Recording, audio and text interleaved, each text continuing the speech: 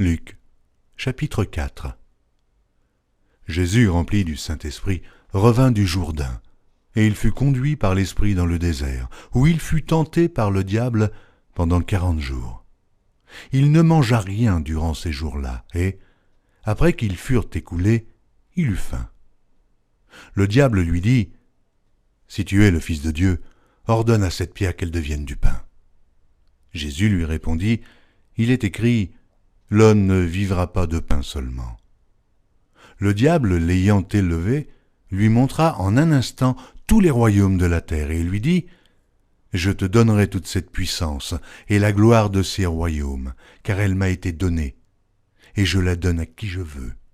Si donc tu te prosternes devant moi, elle sera toute à toi. » Jésus lui répondit, « Il est écrit, tu adoreras le Seigneur, ton Dieu, et tu le serviras lui seul. » Le diable le conduisit encore à Jérusalem, le plaça sur le haut du temple et lui dit, « Si tu es le Fils de Dieu, jette-toi d'ici en bas, car il est écrit, il donnera des ordres à ses anges à son sujet, afin qu'ils te gardent, et ils te porteront sur les mains, de peur que ton pied ne heurte contre une pierre. » Jésus lui répondit, « Il est dit, tu ne tenteras point le Seigneur ton Dieu. » Après l'avoir tenté de toutes ses manières, le diable s'éloigna de lui, jusqu'à un moment favorable.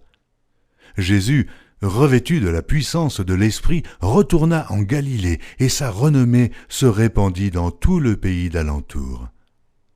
Il enseignait dans les synagogues, et il était glorifié par tous. Il se rendit à Nazareth, où il avait été élevé, et, selon sa coutume, il entra dans la synagogue le jour du Shabbat.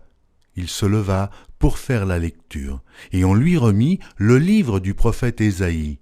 L'ayant déroulé, il trouva l'endroit où il était écrit « L'Esprit du Seigneur est sur moi, parce qu'il m'a oint pour annoncer une bonne nouvelle aux pauvres. Il m'a envoyé pour guérir ceux qui ont le cœur brisé, pour proclamer aux captifs la délivrance et aux aveugles le recouvrement de la vue, pour renvoyer libres les opprimés, pour publier une année de grâce du Seigneur. » Ensuite, il roula le livre, le remit au serviteur et s'assit.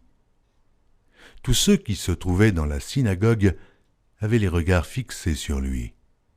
Alors, il commença à leur dire, « Aujourd'hui, cette parole de l'Écriture que vous venez d'entendre est accomplie. » Et tous lui rendaient témoignage. Ils étaient étonnés des paroles de grâce qui sortaient de sa bouche, et ils disaient, « N'est-ce pas le fils de Joseph ?» Jésus leur dit, « Sans doute vous m'appliquerez ce proverbe, médecin, guéris-toi toi-même. Et vous me direz, fais ici dans ta patrie tout ce que nous avons appris que tu as fait à Capernaum. Mais, ajouta-t-il, je vous le dis en vérité, aucun prophète n'est bien reçu dans sa patrie.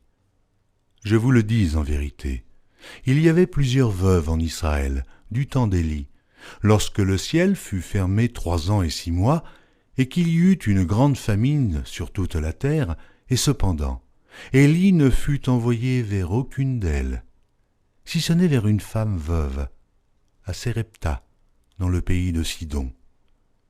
Il y avait aussi plusieurs lépreux en Israël du temps d'Élisée le prophète, et cependant, aucun d'eux ne fut purifié, si ce n'est Naaman, le Syrien.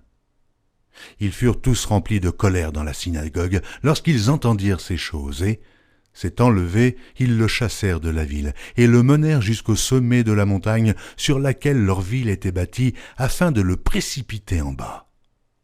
Mais Jésus, passant au milieu d'eux, s'en alla. Il descendit à Capernaum, ville de la Galilée, et il enseignait le jour du Shabbat. On était frappé de sa doctrine, car il parlait avec autorité. Il se trouva dans la synagogue un homme qui avait un esprit de démon impur, et qui s'écria d'une voix forte, « Ah, qu'y a-t-il entre nous et toi, Jésus de Nazareth? Es-tu venu pour nous perdre? Je sais qui tu es le Saint de Dieu. » Jésus le menaça, disant, « Tais-toi et sors de cet homme. » Et le démon le jeta au milieu de l'assemblée et sortit de lui sans lui faire aucun mal.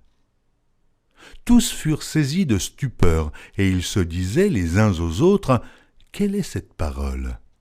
Il commande avec autorité et puissance aux esprits impurs, et ils sortent.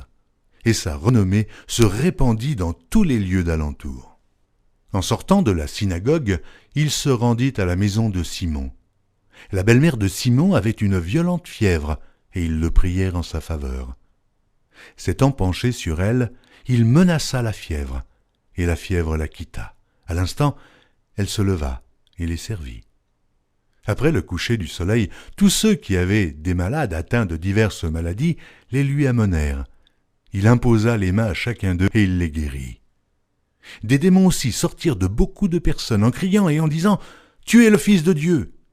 Mais il les menaçait et ne leur permettait pas de parler, parce qu'ils savaient qu'il était le Christ.